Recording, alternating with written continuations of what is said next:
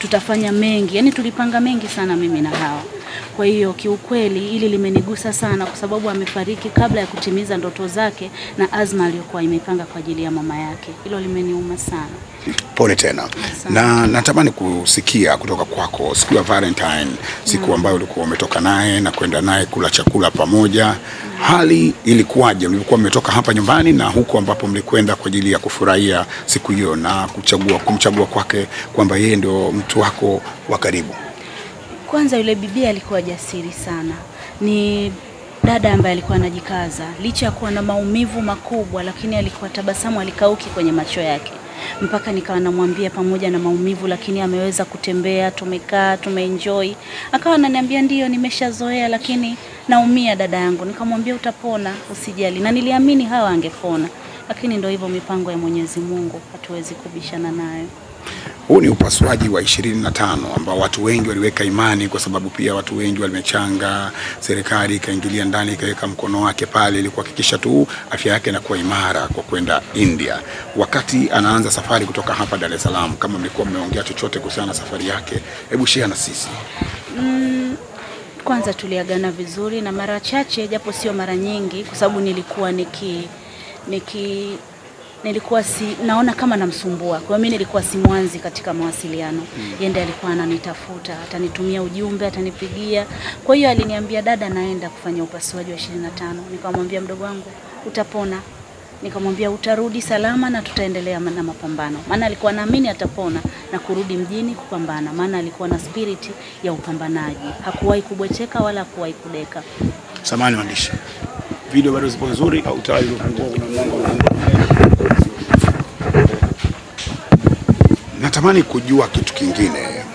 Jinsi ambavyo wewe mara ya kwanza uliguswa na ukasema napeleka mchango wangu kwa dada huyu. Nini uliona? Nini ambacho kilikusukuma mpaka ukafika hapa na ukaanza kutengeneza urafiki na yeye na kuanza kumsaidia? Ilinichukua muda sana kushawishika kwa sababu nilikuwa naona lakini sikuwa naamini. Nilikuwa naona lakini nasema ni kwa nini? Ilichukua muda, miaka. Unajua unapona mtu mwaka huu, mwaka unaofuata, mwaka tena. Yani tangu niko mdogo mpaka nimekuwa mtu mzima. Bado yule bibi yuko kitandani. Nikasema hii haiwezekani. Ngoja nikajionee. Nikampigia yule mwandishi wenu yule bibi Imelda Mtema. Nikamwambia Imelda, naomba niunganishe na huyu dada. Tangu nakuwa niko kijijini mpaka nafika mjini anaumwa. Nikamwambia hiki sio kitu cha kawaida. Imelda akaniunganisha naye, nikajiridhisha, nikamuona yule bibi alikuwa anapitia maumivu makali sana. Nikaona huyu ni wa kusaidiwa kwa sababu yule dada ameanza kuumwa tangu ni msichana mdogo wa miaka 21 tuseme 22 au 23 mpaka sasa amefika miaka 30 na kitu bado anaumwa. Maana yake ujana wake wote ameula kitandani. Sio jambo dogo, ni jambo ambalo lilinigusa. Nikaona ni vema nichangie hiki ambacho ninajaliwa na Mwenyezi Mungu, nigawe hata kama ni nusu kwa nusu kwa ajili ya Hawa. Kiukweli nilipambana sana na Hawa na ninashukuru Mungu nimeridhika kwamba niliweza kumsaidia pale ambapo nilipoweza na tuliweza. Watanzania wengine wamesaidia mpaka hapo Mungu alipomchukua. Kiukweli hadaiwi na pia sisi hatudaiwi. Yani naamini yule bibie kama ni kutubia amefanya kitubio cha kutosha na Mwenyezi Mungu atampokea. Na wakati yuko India, watu waliamini kabisa baada ya kuona video moja akiwa na daktari wake na daktari akituaminisha kwamba hali ya mgonjwa iko vizuri na alikuwa yuko tayari kwa ajili ya kurudi nyumbani Tanzania. No. Kama ulibatika kuiona ile video, kwako machoni kwako ilikuwa ikisema nini? Niliamini kwamba amepona na hata hivyo tuliwasiliana na akaniambia anaendelea vizuri sana, tukacheka vizuri, lakini ndio hivyo tumepokea taarifa ambazo zimekuwa kinyume na matarajio. Neno lako kubwa kwa msiba huu mzito ambao umetukumba, kwa sababu ni msiba ambao hata ukipita kwenye mitandao ya kijamii yote inazungumza kuhusiana na Hawa. Wewe neno lako kubwa ni lipi kwa msiba huu? Mimi ninatoa rai kwa wafiwa namba 1, ambaye mfiwa namba 1 ni binti yake, mfiwa namba 2 ni mama yake mzazi, au unaweza kusema kinyume chake, aidha binti au mama au binti. Wajipe moyo, wafarijike tu kwa sababu mwisho wa siku hakuna tunachoweza kubadili. Sisi tumshukuru Mungu kwa yote, maana Mungu ni wa kushukuriwa tu. Kazi yake haina makosa. Hatuna la zaidi ya kusema unapotokea msiba kama huu. ni msiba mkubwa, na wengi tumejifunza, tumeona matendo ya Hawa yalivyokuwa mema. Imekuwa ni taswira nzuri kwa Watanzania na watu wengine. Watu waliguswa, watu wameumia. Hawa ni mwanafamilia wa kila Mtanzania. Kila mtu ameguswa kama vile Hawa ni mtu wake wa ndani kabisa. Watu wote tumeguswa. Kwa hiyo tuige mfano wa Hawa. Hawa alikuwa ni binti mwenye mienendo mema, hana skendo, hakuwahi kufanya lolote baya. Kupitia hayo ndio maana Watanzania walimpokea, tuliishi naye kama ndugu, na mpaka hivi alipotutoka tutamsitiri ndugu yetu. Tuige mfano wa Hawa. Hawa hakuwahi kufanya vitu vya hovyo hovyo. Watu wengi kupeana maua inakuwa mpaka mtu atangulie mbele ya haki. Wengi wanakuchukulia poa Softena, lakini kwa sisi ambao tunakujua kwa karibu, tunaona ni dada fulani, mama fulani ambaye unagusa jamii kwa namna moja au nyingine, na mambo mengi ufanya mema kwa watu wenye uhitaji. Neno lako ni lipi kwa watu ambao wanakuchukulia poa kwa sababu ya kwenye mitandao na kazi zako unazozifanya za vipindi vya malavidavi vya usiku? Mimi siwezi kuwazuia wanaonichukulia poa, kwa sababu kila mtu ana namna anavyokuona. Mtu akisimama kwenye engo akakuchukulia wewe upo hivi, siwezi kuzuia. Kikubwa mimi naamini mimi ni mtu tofauti kabisa na yule ambaye wanamhisi. Naam. Lakini pia Softena mara kadhaa umekuwa ukizungumza na mama Hawa, naye tunajua hali yake ya sio nzuri sana. Labda mara nyingi ulikuwa unazungumza nini na mama yake, na mama alikuwa anazungumza nini kuhusu hali ya Hawa? Mama alikuwa kwanza anaumia kwa sababu ile ni binti ambaye alikuwa anamtegemea kama ambavyo unajua, na baada ya kumtegemea ikaja kuwa binti akawategemezi sasa, kwamba anategemea misaada na vitu kama hivyo. Kwa hiyo kupitia hilo lilimvunja mama moyo, lakini pamoja na yote hayo pia mama, nadhani mnajua pia hali yake ya kiafya sio nzuri. Mama bado ni mgonjwa, anaumwa. Kwa hiyo alikuwa akizungumza kwamba natamani mwanangu apone, na kuna mambo mengine alikuwa anazungumza kuhusu binti yake na kusema hili. Mimi nilimwambia, nikamwambia mama atapona, huyu anaumwa tu. Akanambia hapana, wenda kuna mkono wa mtu hapa. Nikamwambia mama, hata kama kuna mkono wa mtu, huyu atashindwa, ambaye ameweka mkono wake kwenye maradhi ya Hawa atashindwa, na mwisho wa siku la Mungu alishindwi na yeyote. Mungu akiamua Hawa atapona, akiamua ataondoka. Kwa hiyo nikamwambia mama, jipe moyo, kama kuna mtu anamfanyia Hawa hivi, hiyo ni kazi yake na Mola wake. Nikamwomba mama ajipe moyo, aweze kumlea binti yake na kumfariji katika kipindi chote, na tukiamini kwamba binti atapona. Na kama kuna mtu ambaye ameweka mkono wake kwenye maradhi ya Hawa, kuna mtu amefanya ulozi au shiriki kwa yule bibie, ana kesi ya kujibu, kwa sababu ni binti ambaye alikuwa ni mwadilifu, ni binti ambaye alikuwa ni mwema, na bila shaka ataadhibiwa hapa hapa duniani. Hataondoka duniani bila kulipia kama kuna mkono wa mtu katika maradhi ya yule bibie.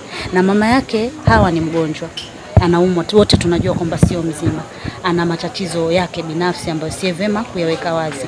Ninatoa rai kwa Watanzania, chochote walichonacho wasichoke, wasimwache yule mama peke yake, watoe chochote walichonacho kumsapoti huyu mama. Kwa kidogo chao mama aweze kuwa na faraja tena, kwa sababu pigo alilopata, pengo alilopata ni kubwa sana na kamwe haliwezi kuzibika. Neno lako na alama gani ambayo amekuachia marehemu Hawa, ambayo ulikuwa ukiongea naye mara kwa mara, ambayo itabaki kama ni sehemu ya kumbukumbu yako Softena, kama ulifanya au kama ulitenda kitu chochote chake, lakini kama kuna neno la siri alikuachia, hebu tuambie hapa. Hawa ni jasiri, hilo ndio jambo ambalo nililiona. Lakini kingine, binti yake Hawa alisema ana mtoto, na akasema mtoto wake anamuuma sana. Anasema kila siku mtoto wangu analia. Anasema mtoto wangu hana furaha kwa ajili yangu. Natamani ninyanyuke mtoto wangu anione ni mzima. Nikamwambia Hawa, kipenzi, tupo. Nikamwambia sisi mama zake tupo pamoja na wewe upo. Utanyanyuka na binti yako atakuona katika uzima tena. Naahidi kwamba tutamsaidia binti ya Hawa. Tutahangaika na yule binti pamoja na mama yake, kwa sababu ni watu pekee ambao walikuwa wanamuumiza sana Hawa. Hawa aliniambia mama yake anamuumiza sana. Ananiambia wakati mwingine anaumia, anavumilia, anajikaza na kupretend kwamba hana maumivu ili mama yake aweze kupumzika. Ananiambia wakati mwingine mama anashindwa kulala. Mama ana maradhi yake, ana sukari, ana vitu kama hivyo. Basi anashindwa kupumzika kwa sababu mimi naumwa. Basi najikaza, najidai siumwe ili mama yangu aweze kuwa na amani. Kwa hiyo mwisho wa siku nimeona Hawa alikuwa ni jasiri. Pili, Hawa ametuachia mama yake mzazi pamoja na binti yake. Ni jukumu letu kumwangalia mama pamoja na binti kwa hali zote, katika hali na mali na kiushauri pia. Softena, kwenye hiki ambacho Hawa wamekipitia mpaka umauti umemkuta siku hii ya leo, nini hasa tumejifunza kama Watanzania, kwa sababu ameumwa kwa takriban miaka 8 kama sikosei. Wengine walijitokeza kumchangia, lakini matibabu yalikuwa hayapo vile anavyohitajika mpaka akafanya safari ya kwenda India, na wenyewe msaada ulitoka Zanzibar. Kuna mtu alitoa msaada akampeleka Zanzibar. Pengine kwenye hili ambalo limetokea kwa Hawa, nini ambacho tumejifunza? Wewe kimebaki kama funzo kwako? Mimi ambacho nimejifunza ni na kila mara huwa nasema tusisubiri hali iwe mbaya ndo tuweze kusapotiana. Hata kama ni kuanzia ngazi ya familia, hata kama ni jirani yako, ukiona anapitia magumu, msaidie. Usisubiri hali iwe mbaya. Usisubiri kama ni moshi uwe moto. Mtu anapoanza kulalamika na matatizo, chukua hatua mapema. Na sio mtu mmoja, Watanzania kwa ujumla, tuchukue hatua mapema pale ambapo tunaona mwenzetu anapitia magumu. Hawa tulimchelewesha sana, kwa sababu wanapiga kelele watu. Kwa mfano leo Hawa tayari yuko kwenye chumba cha baridi. Tayari ni maiti. Ndo ana trend. Kila mtu anamposti, kila mtu analia. Lakini alivyokuwa katika hali ya maumivu, watu walikuwa wanamkwepa. Watu wanamwepuka, hawataki kumuunga mkono na kumsapoti. Bila shaka tungewahi matibabu, japo kazi ya Mungu haina makosa na Mungu hakosei, lakini pia madaktari wanasaidia. Wenda tungeamka mapema, Hawa asingefika huko alipofika. Mwenzetu akipitia changamoto, ni vema tukainuka nayo mapema kabla ya kuchelewa. Tuseme asante. Neno lako, unatuacha na neno gani kwenye msiba huu mzito ambao umekuta dada yetu? Kwanza ni washukuru waandishi wa habari kwa sababu hamkuwahi kulala. Nyie ni watu ambao siku zote mmekuwa mkiripoti taarifa na za watu. Mmekuwa mkiripoti hata kama watu hawatojali, lakini hamkuwahi kuchoka wala kukata tamaa. Pili ni mshukuru Imelda Mtema.